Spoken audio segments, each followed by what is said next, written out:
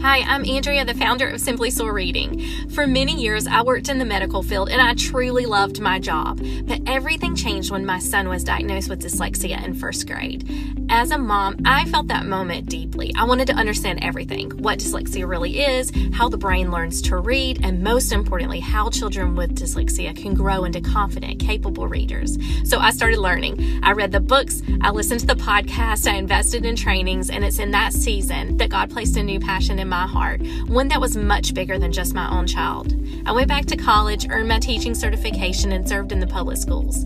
Later, I began tutoring after school, and that's where I truly fell in love with teaching children how to read. A few years later, I felt the Lord calling me to open a tutoring center, and since then, we've had the privilege of serving and teaching countless children how to read.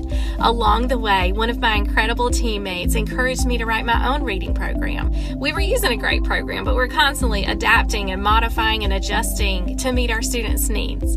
Reluctantly, at first, I finally said yes, and that program became what we now call Simply Soar Reading. We've been using it in our tutoring centers for the last couple of years, and we have seen incredible success, especially with students who previously struggled or lacked the confidence that they needed.